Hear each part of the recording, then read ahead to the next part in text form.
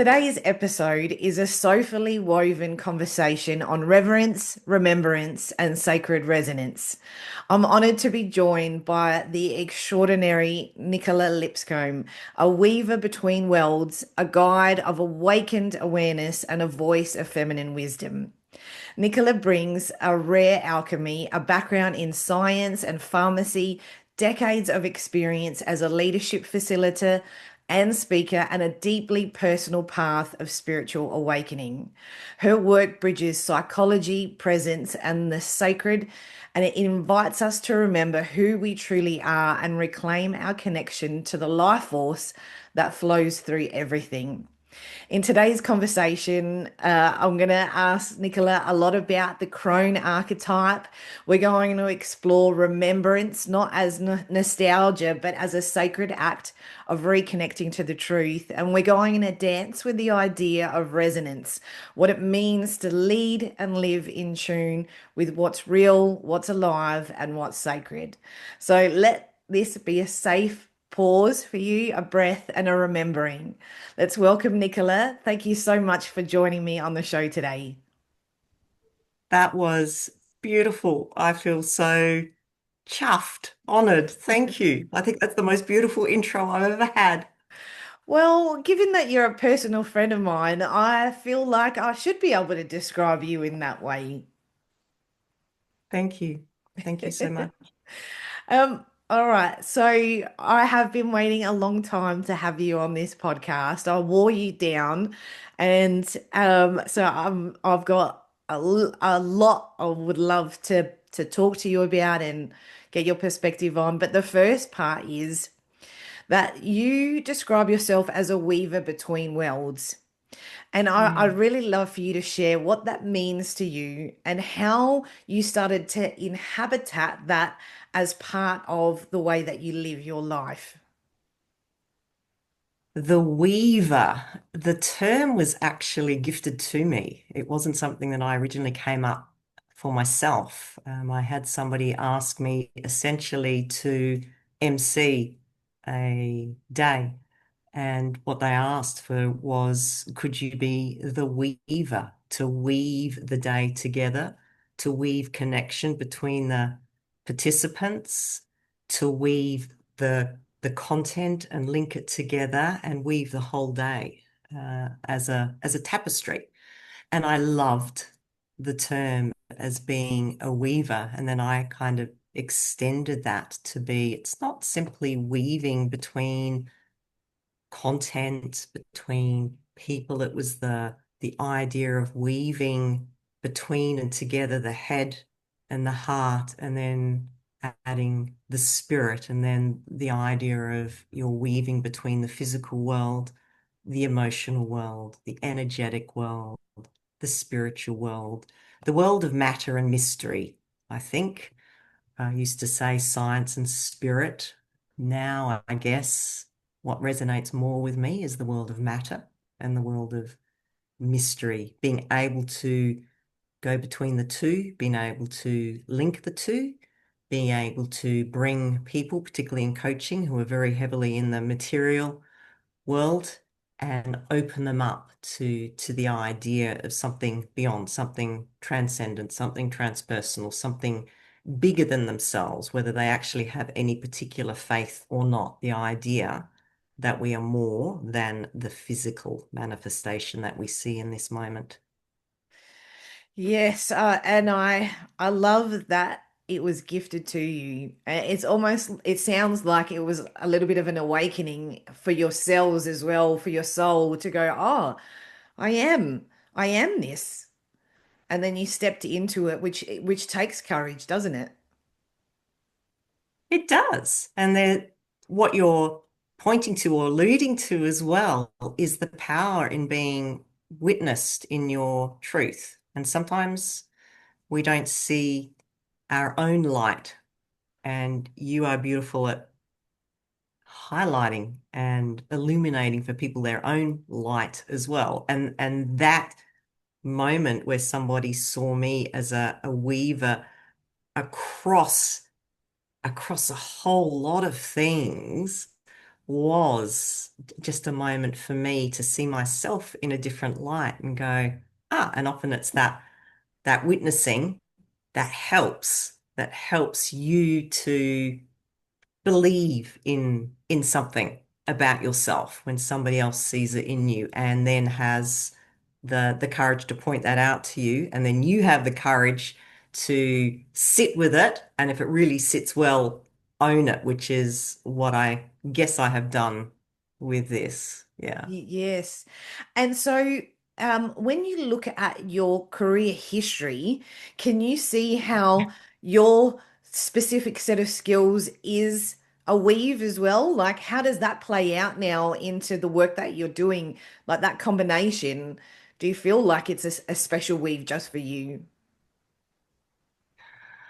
It's a whole collation of things I've done in my life, and if you actually look back at what I have done on one level, it doesn't look connected, really. If you go from starting my professional career started as a community pharmacist, behind the dispensary in local pharmacies here in South Australia. And I have done a whole lot of, I've been in sales and marketing in the corporate world, in academia, in research, in my own business, and then became much more overt, I should say, with my own growth in my spiritual nature and running women's circles and full moon meditations. And if you'd go, well, somebody's offering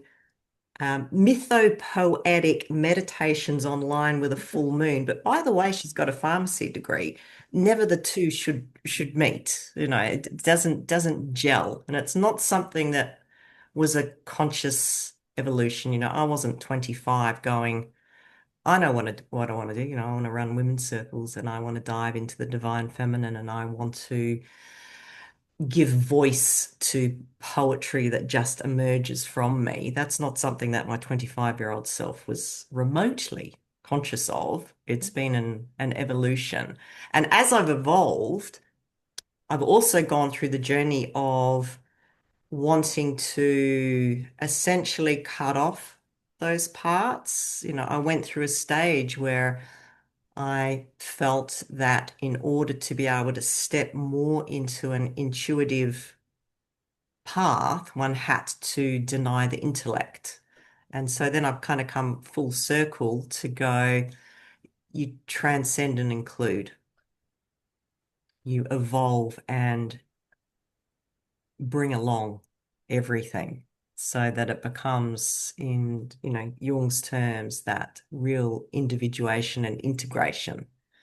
As you evolve as an individual, it's an integration of the conscious, the subconscious, the unconscious, and everything in between. So it's been a case of accepting all parts and then finding a way to bring them all together.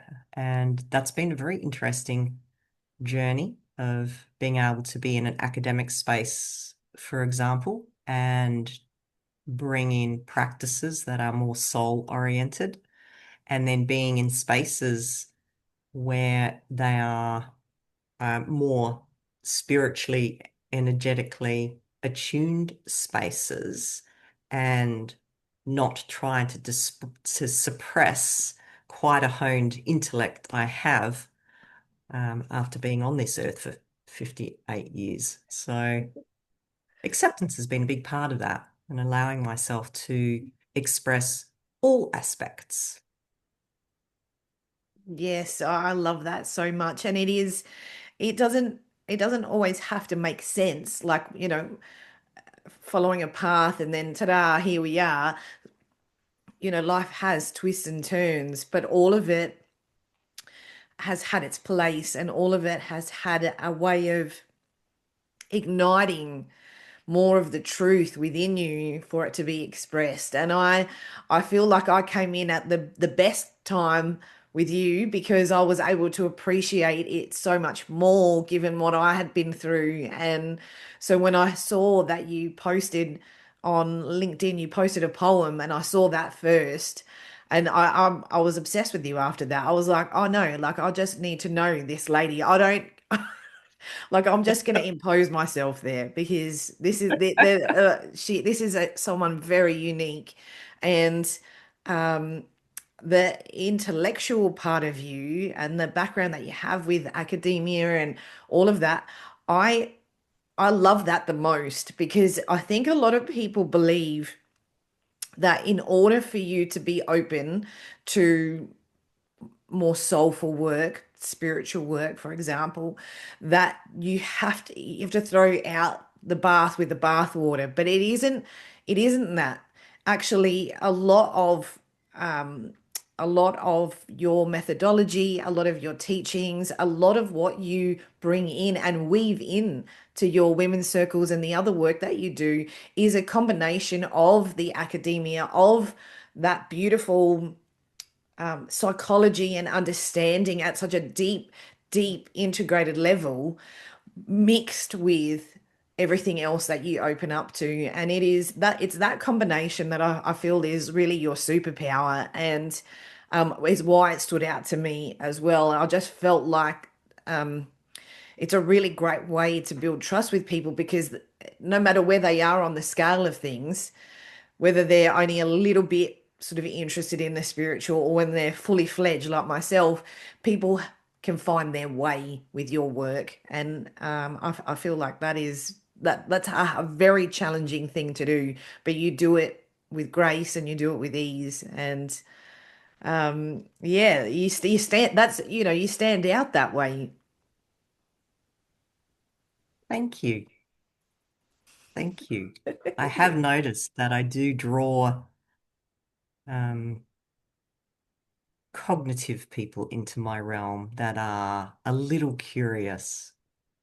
I have quite a few of those, particularly in coaching, number of clients that have highly in their heads, incredible brains, and a little disconnected to their emotional world or any form of thinking of themselves beyond this physical form, and to be able to take them on a journey. So they actually end up feeling that they're starting to tap into another way of knowing. And even for a highly intellectual, highly cognitively oriented individual to feel like they have opened up another capacity of knowing, of understanding that can help amplify and improve their decision making. Um, it's beautiful to watch. It is beautiful to watch, and in the corporate space in particular, I feel like that combination is that combination of skills and that approach is really it gives people a way to surrender without feeling overwhelmed, without being overly guarded about, what they might have to let go of. It is a gentle, very gentle process. And again, your work is very sacred. So it is, yeah, it's just, yes, I can't explain, but it is just such a beautiful combination. And it is the fact that you are also a creative as well, that on top of everything else is something that I absolutely love and adore. And we, like I said, I saw the post where you're posting your poetry on LinkedIn. That is disrupting on there, and that's, you're a heart-led change maker. You asked me, like what was it about you that why I wanted to interview. It's all of these things, and the fact that you are sharing deep wisdom on a platform that is quite clinical and quite cookie cutter for the most part. You are disrupting in that way. You're stopping people in their tracks. You're interrupting the brain pattern of what goes on that platform, and I just love it so much. Have you had have you had interesting feedback come through about that side of things? Definitely. It's like you've said before, though, the resonance. There are people like yourselves that go, "Oh, I don't know what it is. I was just drawn to this post, this poem, and on some of them I have spoken the poetry as well. So I've had a lot of comments over the years about my voice being a transmission of itself.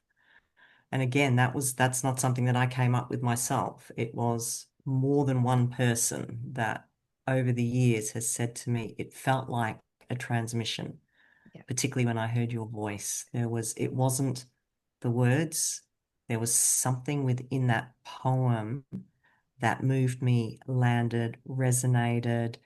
I just, felt it in my bones and my body. And equally, I have people who don't like poetry at all, or those that on a more, I want to say surface level, but I don't mean that in a bad way, that just go, I liked your poem. And but they liked the words. They liked it at a more just the written word level, where there are actually multiple levels to the poetry. In itself. It's a creative process that is collaborative, I would say, with something beyond myself. So I still struggle somewhat with the word channeled, but there is a sense that it emerges or arises at times from somewhere that I can't explain.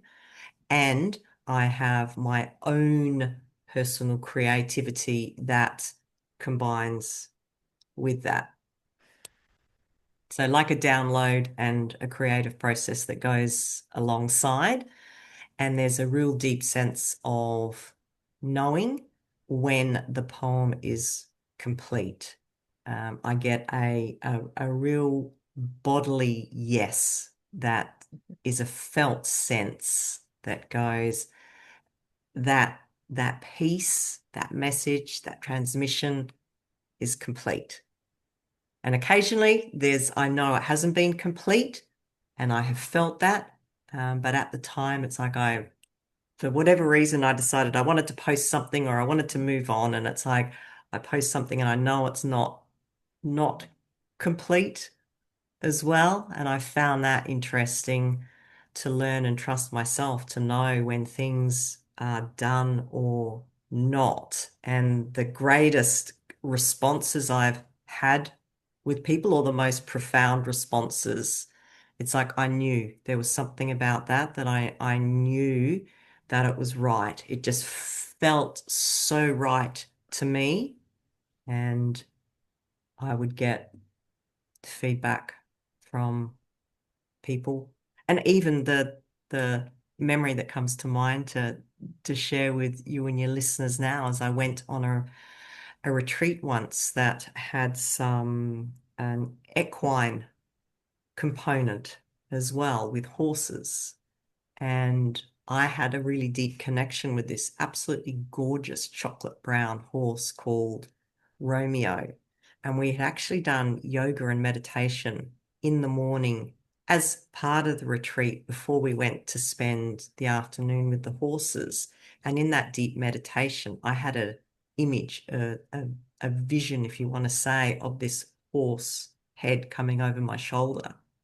And I get goosebumps now. We went to the equine retreat and there was the horse that I had seen in my mind's eye, this absolutely gorgeous chocolate horse, Romeo. And in equine, it wasn't really therapy, but in equine work, you spend time with the horse and there's various rituals and processes that you go through. And then afterwards, I just virtually in about 3 minutes downloaded a poem about Romeo after the retreat, sent it to the owner, and she read it.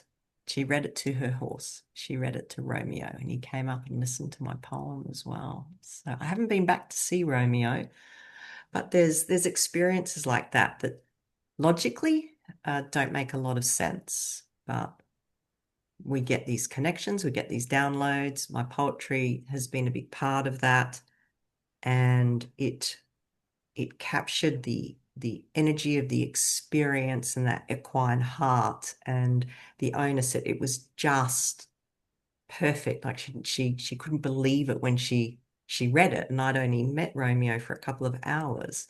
And then what blew me away is she said she went out to the paddock and read it to him, and it's just a wonderful thing. What a beautiful gift for you, for the owner, for the horse as well. Like they are so sensitive, so tuned in, so intuitive. The horse would have felt the resonance of those words as well, woven into its soul. So that in and of itself, that is just, I mean, that's magical.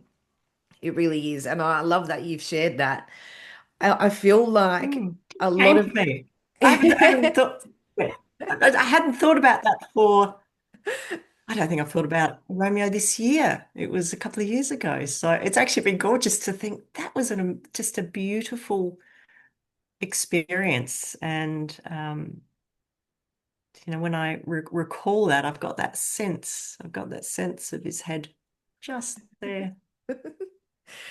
one of Yeah. the other things. Anyway, back Yeah, to reality. Where no, were we? no, not back to reality. I'm ha quite happy where we are right now in the energy and the frequency of this. I feel like it is, if our conversation feels like a warm bath. It really does. It feels like, Mm. yeah. And I'm sure that's the same for our listeners as well. Um, the I just wanted to circle back to something that you were saying about the creative process, about um, you you get an intuitive feeling of when it's ready, when it's finished. And I feel like all creatives that are listening would resonate with that. I paint, and so I feel like my artworks talk to me and tell me when it's time, when they've had enough for the day. And sometimes it's weeks and months. Sometimes it's all in one day that, the magical outcome happens.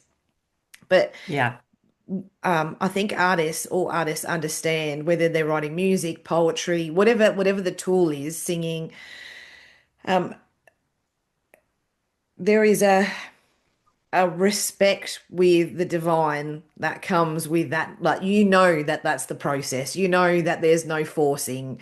And it's really interesting when I see um, artists like Chris Martin, for example, and Sia, who they channel and download these lyrics in an instant. And yeah, for an example, like one of the songs Diamonds that Rihanna sings, Sia wrote that song in I think it was less than 10 minutes while she was waiting for a cab.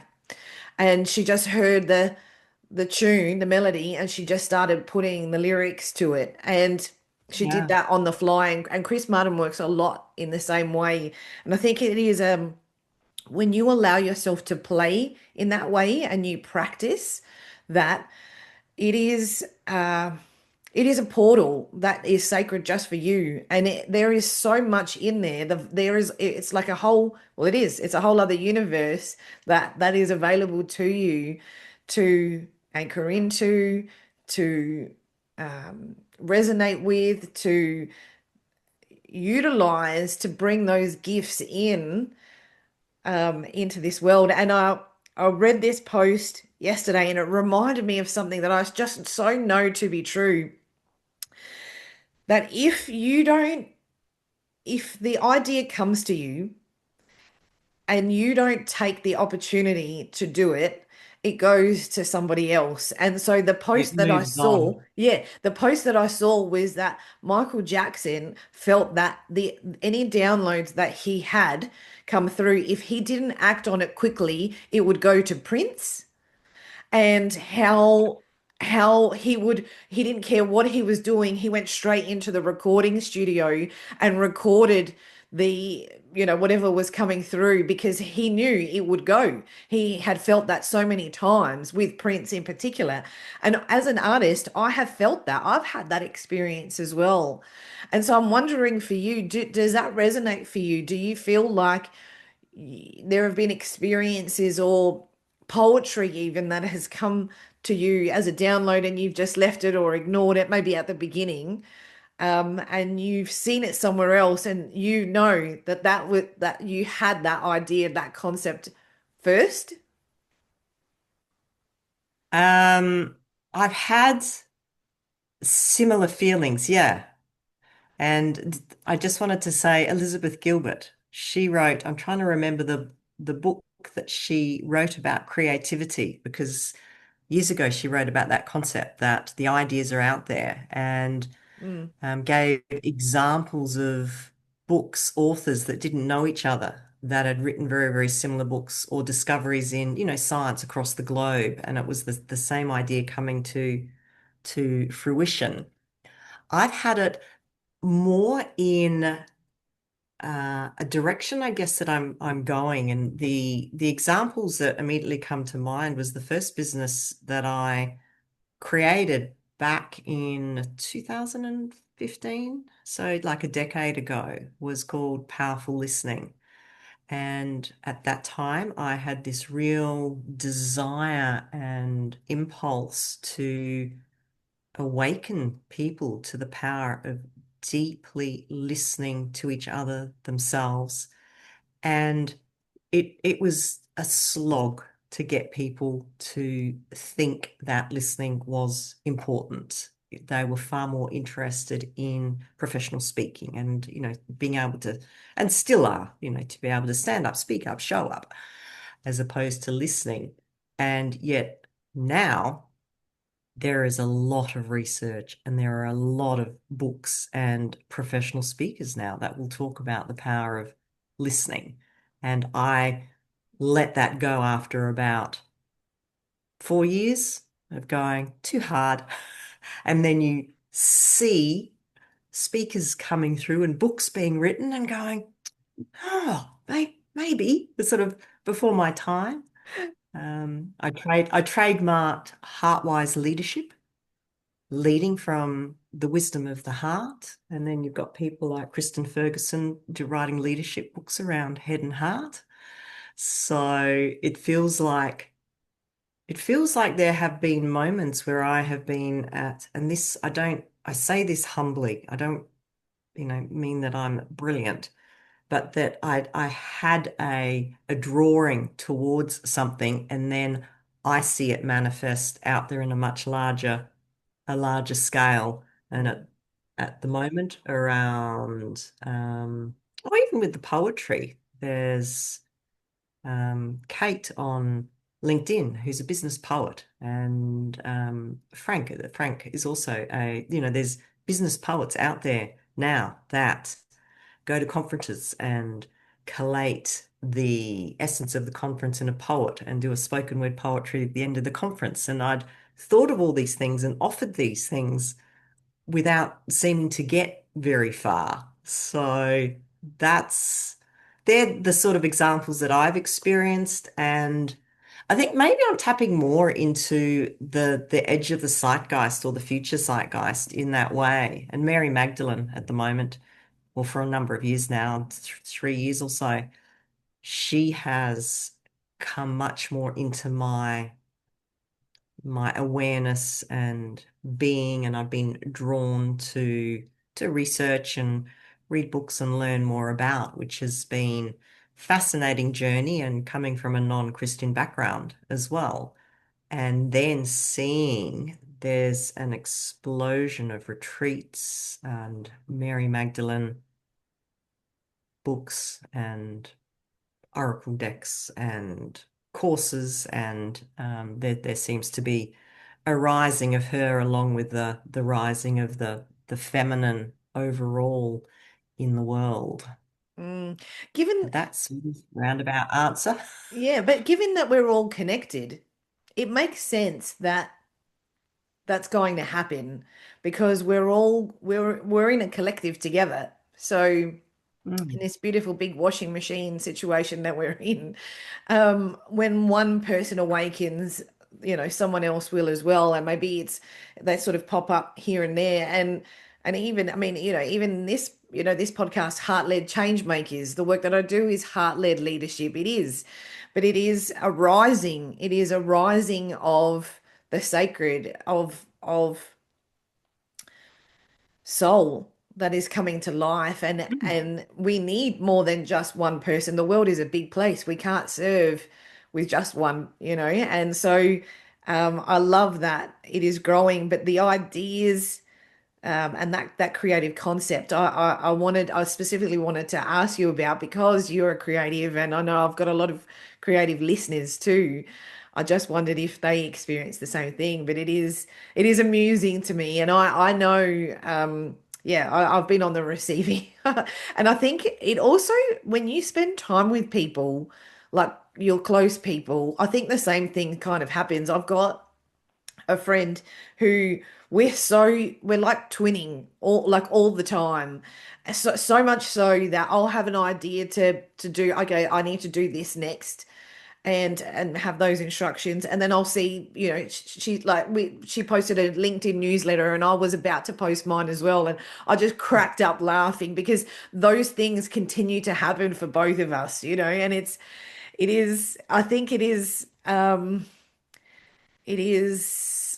humbling to know it is, again, like, you are connected to everything. It is not just you. And Mm. I think it's easy when you're an entrepreneur, when you're working for yourself, to get into a bit of a silo and you lose that disconnection, even when you are spiritually inclined. It feels like those threads sort of um, unravel a bit until something like that happens and you go, oh yeah, that's right.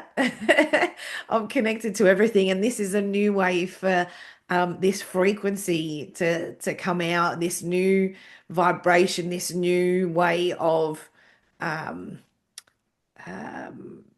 changing what is going on in the world. And yeah, it's pretty special when you think about it. It is. There's synchronicities that arise when you are more attuned, and um, you use the word resonance and frequency, which is what it is. And the more that you are attuned to the higher levels of consciousness and that high level frequency, the more synchronicities occur at that level. So when you're aligned with your twinning friend at the same frequency, you're very attuned, very synchronous. Yes, very much so. And so we've used the word reverence quite a bit already, but it is predominantly used in sacred and spiritual spaces, but rarely Mm. in leadership. And it's starting to come through now. You use it, I use it. It is starting to sort of find its way. But how do you define reverence in your own life and in your work? That's a beautiful question. Reverence to me is, I think, not that I think, reverence for me is bringing together a attitude of honoring the sacred, and it's mixed with awe and respect. So it's a way of being and approaching the world, and which includes people, it includes experiences, it includes the way that you operate at work. So if you take that kind of attitude into a workplace environment and from a leadership perspective, are you thinking of your people as beautiful, sacred gifts that you're responsible for looking after, or do you think of them as a resource that you're using? Do you think of what your product is or your service simply as a product or a service, a thing that needs to be measured, commodified, or do you think of it as an offering? And the way that the difference between that is really just commodifying, objectifying, and reverence. And it's a totally different way of looking, approaching, being with work, with relationships, with people. and how you approach things. And it's just a very unique and growing way. And like you say, it really comes from spirituality and faith-based, to treat each other with reverence. And I just think it's a beautiful way to approach everything in life. Eating, going into the garden and smelling a rose or looking at a rose. Is it, oh, it's got a pretty color. Look at those petals. It's still a commodity. Or are you looking at it as, with reverence, which is some awe, some wonder. You're being very gentle, respectful, and that the sacred, that there's something mysterious, there's something beyond it. A rose is a rose is a rose, but how did it come into being? And not just the scientific, how did it come into being? Where did its essence and life force come from to bring it into being in this moment, in this way? Yes. It is critical that we come back to treating ourselves and others and our day-to-day actions, doing things with reverence and holding that so sacred. I think it's essential now because we've become so disconnected and we're being encouraged to stay disconnected from each other as well, that it is holding yourself sacred in that way, holding others and your connection and your time with them as sacred in that way, and being with and being present with all of the things that you are doing, what you're seeing, the things you're interacting with, even ritualizing it and being like Hmm. making it a conscious choice to be that way is essential now. And it is at the absolute forefront of my mind. It is I'm a very good worker bee. I love, pushing myself to the absolute limit, but I've over the last 12 months, I have set some very big intentions of breaking those cycles, and they are diluting day by day, minute by minute, which is fantastic. But as part of that, it has been an increase in slowing down, pausing. Mm. I was on a podcast, interviewed last week, and I was talking about how my statement, and it's even on my whiteboard, is does this turn me on? Which is a part of the sacred, is a part of the reverence. It's a bit more straight. It's a bit more of a straightforward question, but it's easier for my brain to get to. And it's easier for me to think about, am I really enjoying this? Am I even taking the time to acknowledge what I'm doing? Am I taking the time to acknowledge this food that I'm nourishing myself with, the water that I'm drinking, the sunlight that's hitting my face, the earth under my feet, all of those things? Like, am I just doing it as a task? Because if I just do all of these things, then I'll feel more grounded, then I'll feel healthier, then I'll. But if you, Yeah. that's still disconnected. But if you're actually just even pausing for just a couple of seconds to go, what does this feel like? What's this transmitting to my body, to my soul? How's my soul feel? How's my body feeling in response to all of these things?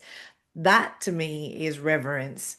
And the more you Yeah. can do it with everything, from brushing your teeth to making your coffee, all of everything, just setting that as an intention, I think is what needs to be the norm now. But when you look around the world and even on social media, you can see that's not really what's happening. And I love that you are weaving that into your work with Mm. integrity as well. And it's important. Thank you. I think it is. And it's quite countercultural as well. It's quite rebellious in a way, really, in today's culture. But we can't keep going the way that we're going. We are, in very simple terms, destroying what is part of us. And we need disruptors. Yeah. And one way of disrupting is being very aggressive and activist, being an activist, really externally out there fighting.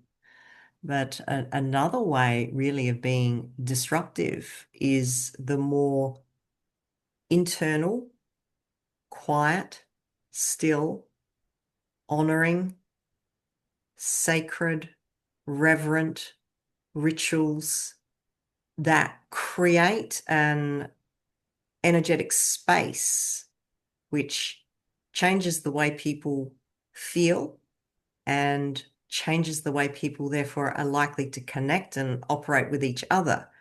And that's the world that I'm stepping more into, to be the the magnet of a calm space, a sacred offering that then allows people to tap into a different way of being. And from there, if enough people can change from operating from a materialistic, capitalized, commodified, resource consuming way of being, and looking outwards for all validation, for all acknowledgement, for all sense of purpose, for all sense of, well-being and identity, and being able to go the other way and go inwards and deeper and down, not upwards and out, that's revolutionary in It is. today's world. And I personally, we need both, I think, really, as we disrupt. My way is not out loud and proud. My way is to come in, to be more still, to be more quiet, to be and reverence rituals.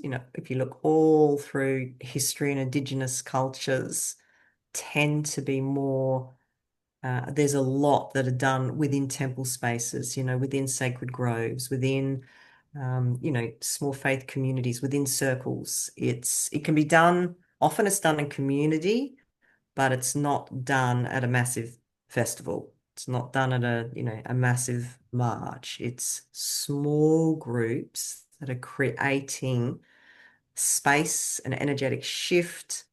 And what happens is, again, what I'm thinking about is back to the Desert Fathers and Mothers. Don't ask me what century, I can't remember, where they were the mystics that went into the desert to get away from what society was preaching at the time, and to go internal with their own form of devotion and prayer in the middle of the desert.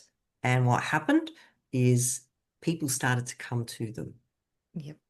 They wanted to be hermits, but people were drawn to them because they were the ones that had come to a deeper place of knowing and a deeper place of wisdom that they could then share with others, or people were asking. They weren't going out in the world going, look at me, and I've got this wonderful idea, and my purpose is to change the world, and I need to shout it from the rooftops.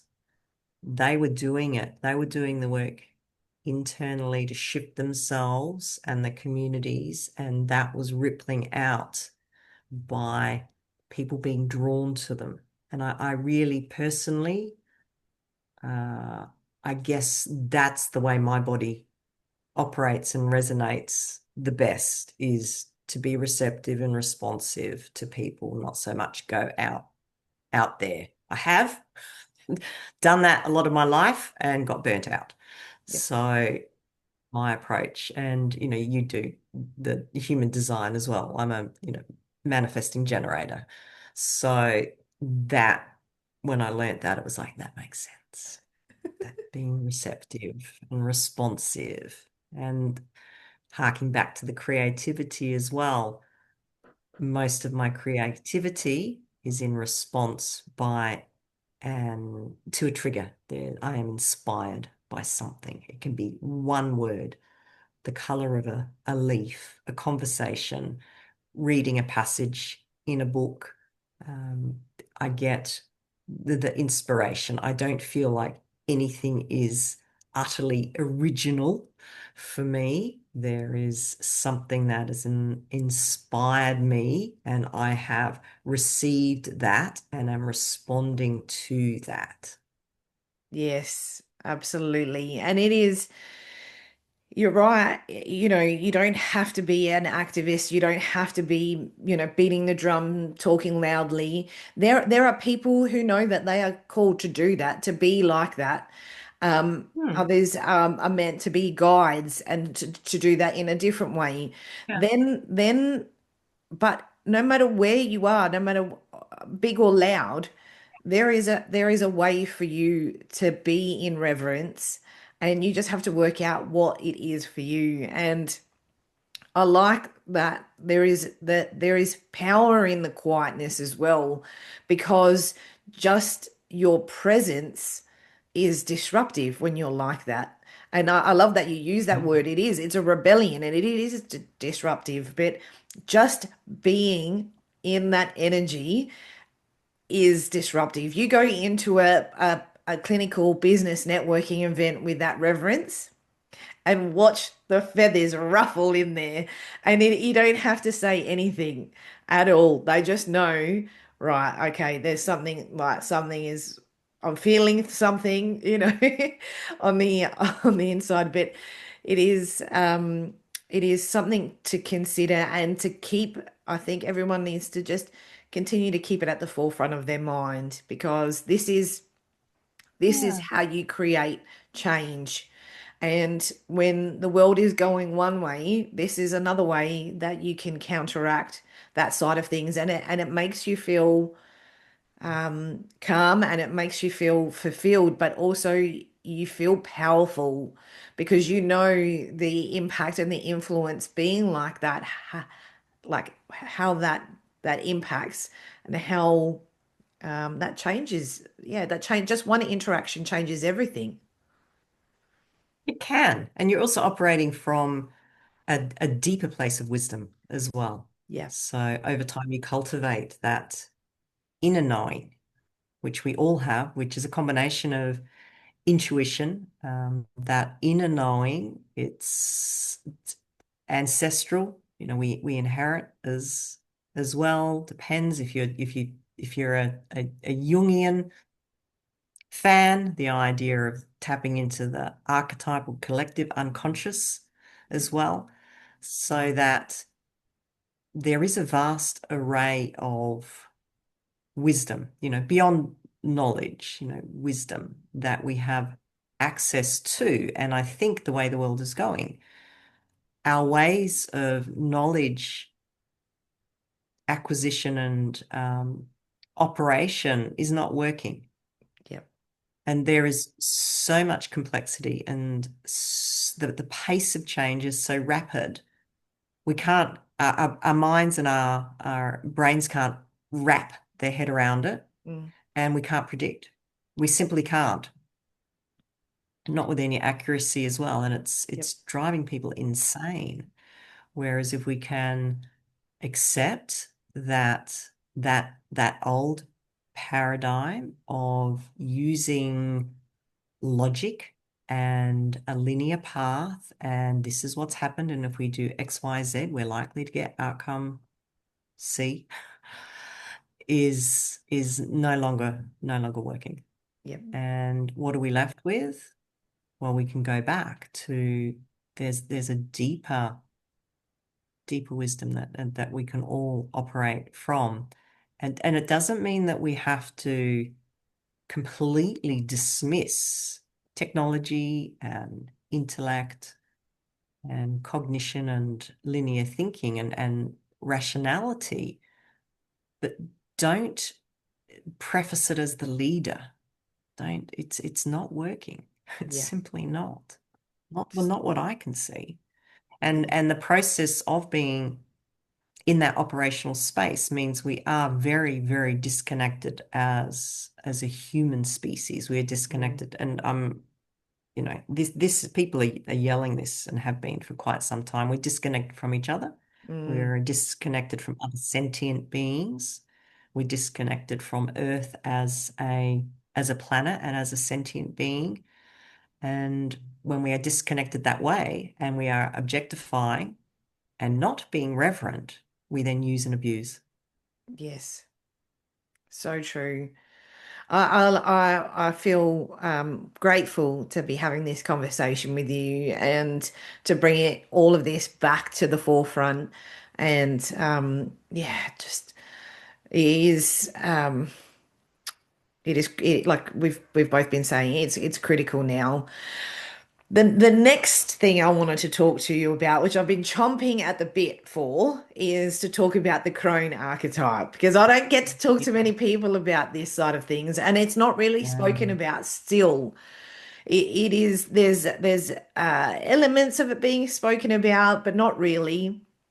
And so I'd love to get your perspective on the crone archetype and how you feel it carries the like its wisdom and how important it is in modern culture.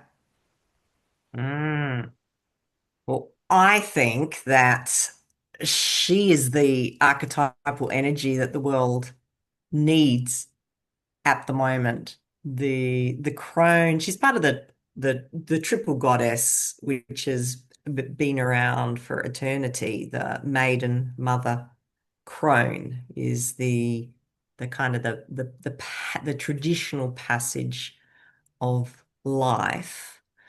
But the images and the image of the crone is usually a wizened old woman with wrinkles and grey hair and probably a staff in a forest, like Hansel and Gretel. And she's ugly and she's witchy and she's dangerous. And that's that's only part of how I see it, Crone. As far as an archetype goes, the archetype is the pattern of energy, and then we have put images onto that as an old wizened woman to help us to understand, express, give form to that pattern of energy. And the pattern of energy is one of having integrated all experiences and alchemize and transform them into wisdom. The archetype of the crone has made the move from the material to the mystical and from achievement and accomplishment to true attunement and alignment. So much more in the intuitive, spiritual realm and no longer subscribing to or paying attention to the outside world and what people think of her. And she's been through the journey mostly of having been the maiden, the young woman, and experienced life, being the mother, whether that's actually a biological mother or bringing other, like a creative, an artist, birthing things into the world, creating, growing, marketing, achieving, accomplishing. And then it's the last aspect of life where integrating all of that with beautiful wisdom, insight. The crone archetype energy generally is, I relate to the crone archetype. She's more concerned with the inner path and the inner growth than anything out there. But equally, if you think of Joseph Campbell's hero's journey, or for women, we can think of it as the heroine's journey. We've gone through life, and in Joseph Campbell's journey, after all the trials and tribulations of life, the hero or heroine comes back to be able to pass on that wisdom. But for me, the crone energy, again, is not necessarily the one who is out there waving the banner.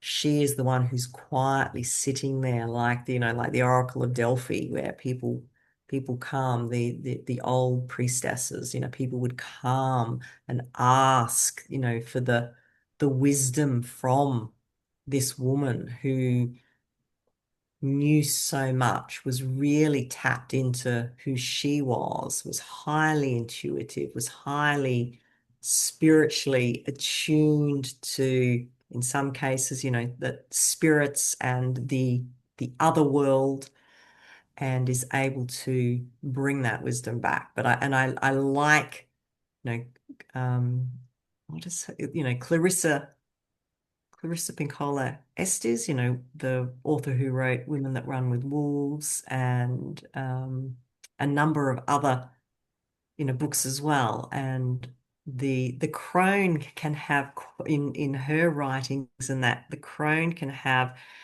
quite a cheeky, eccentric kind of energy with her that actually fascinates and draws people to her too, because she is truly aligned and being herself. And for a lot of people, they find it uncomfortable, and a lot of crones have been labeled witches in the past, or they're labeled eccentric or outsiders, because they are true unto themselves. Yes. I think the crone archetype is my most favorite. And maybe because that is the archetype that I've been working very closely with over the last 12 months. I've had, I'm in deep training. But Yeah. it What's is, your view? What's your understanding, or how do you view the crone with the work that you've been doing?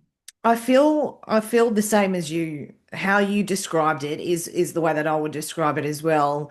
But Mm. it is exactly what you said. There's a mischievous nature, a very rebellious nature about her that is, and a ferociousness as well.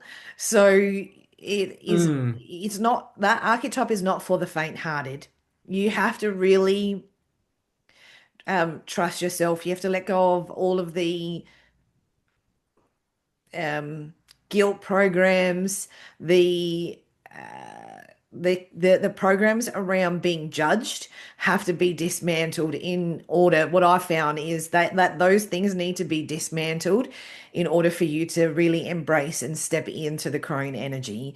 You can't you can't have both, because in the crone archetype, from my perspective, there there is no need for judgment. She knows who she is, and there is no Yeah. apology about it. Not how she looks, not how she speaks, not the words that come through, not the wisdom that comes through her outward. Is she understands it is for the greater good. It is not for her. But that can only happen when you do the internal work, and the internal work is dismantling all of those things that I just said. So it is it's been fun, but terrifying at the same time. And I think there is the energy in a lot of ways, the energy feels a bit maiden-like because of the rebellion, because of the I'll just do whatever I want to Mm. do, and I'm expressing myself now, but it's not the same because it is in depth. It is from truth. It's from a settled nature. It's not for performing. It's not for attention. It's not for outcomes. It is just because it is just true wisdom. And yeah, I think that's I think why, yeah, I think another aspect, I think, which you've comes to mind, is the crone is can be very mischievous, rebellious, carefree, but with the wisdom means she is not careless and irresponsible. There's a responsibility there. My hand's gone up. And the maiden often will fall into irresponsibility. There's a care can she can be very experience oriented and carefree, and it falls into being irresponsible or getting herself into Mm. danger. Whereas the crone has the wisdom, therefore, to have more life experience and be a little more responsible and carefree and mischievous at the same time. So Yes. she's also got the wisdom to hold the paradoxes. She's quite a radical, Yeah. really. Yeah. And I think the world needs that radical. And was it the Dalai Lamas that said that, that it's the Western woman that's going to save the world? Well, I would change that to go, it's the crone Yeah. that's going to be the one that if people were to tap into, and it goes totally against the ageist society and still patriarchal society that we operate in, that dismisses women and their intuitive powers and their sense of knowing and understanding and way of being, and it gets worse as we age. Mm, absolutely. And it is um that crone energy is it feels like an anchor point for our world as well. So Mm, the I more love that. yeah, it does. It feels like an anchor point while the world is fluffing around in this chaos. It feels like this is the still point. And I feel like the more I work with this archetype, the more my work anchors in as well, because that is really the energy of the work that I'm doing. It is for global transformation. So whilst there's all this chaos that's going on, there is the work that I'm transmitting and the frequency that I'm putting out with my work is holding it in place, and yours is as well. And I know you've been working closely with the crone archetype too. How are you weaving it into your work? I actually will use the archetypes. So in coaching and in circle work I've done and some talks and some workshops, I actually bring the whole concept of archetypes and the crone into the space. So it's not done subversively. It's done very overtly to talk about the crone and how she shows up and how she may be showing up in somebody's life, how people can tap into that act to that energy, whether they've got a shadow around that energy. So really overtly working with this is the energy of the crone. And I can sometimes with coaching with people, I can see that energy or I can feel that energy to be able to harness that with people, the bring people into the awareness of their own crone energy and how they can tap into her and use her and where that may actually be helping them with challenges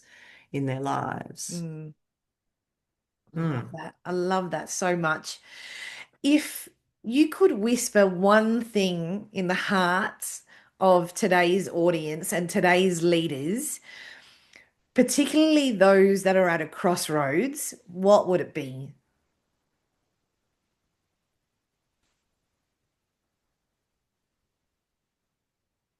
Treat your heart as a temple and go within there to find your answers. Yeah, That's what just came through. I love that. Okay, this is going to be my last question because, of course, as we know from our catch-ups, we can talk for hours. This But has been a short catch up. compared compared to our normal, yes, it is. Um, but what is legacy to you, and what legacy are you hoping to leave as your footprint on this earth in this world? I like the idea of leaving heart prints, not footprints. Yeah. So I think of legacy as, you've touched people's hearts in in some meaningful, long lasting. It doesn't actually have to need to be long lasting. It could have been a fleeting, meaningful moment.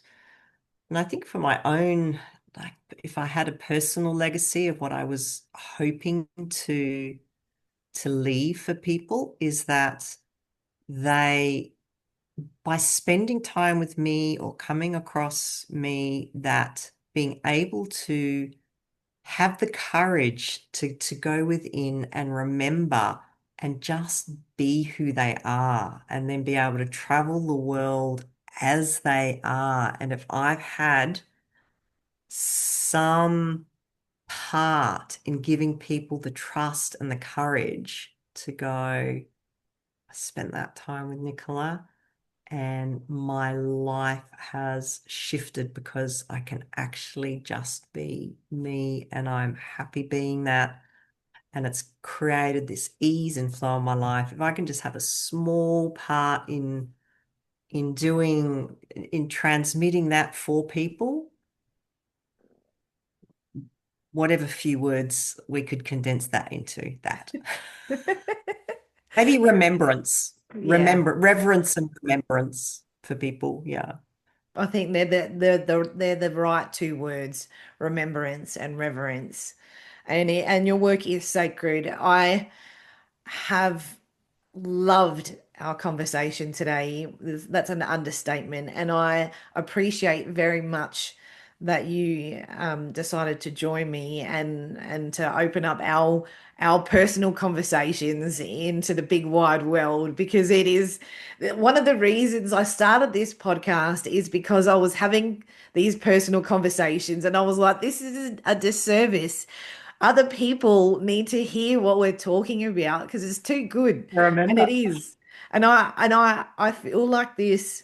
I always feel like that after I've spoken to you. And I know it's a little bit out of your comfort zone, but I adore you. It is an absolute privilege to talk to you anytime, personally or professionally. And your work is an absolute standout. If you're, for our audience listening, if you want to follow Nicola, there'll be links to her LinkedIn and her website, which is a bit of a work in progress at the moment, but it's coming soon. And please reach out to her, follow her on LinkedIn in particular because she posts her poetry on there. And there was a poem that came out of our concept and our idea about this Yeah. podcast. Have you got it with you? Do you want to Yeah, share it? I do. Please do. It's called Remembrance. I've got it here in front of me.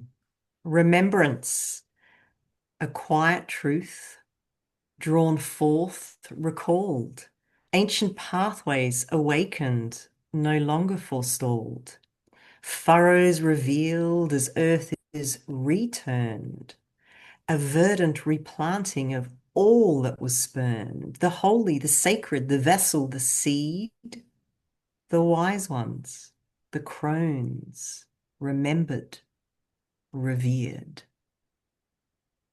So gorgeous. Oh, what a beautiful way to end the podcast. Thank you again for being on the show with me today. Thank you for your wisdom. Thank you for your perspective on remembrance, on reverence, on the crone in particular. Just, I adore you. There is no words. What else can I say? From my heart to yours, my love.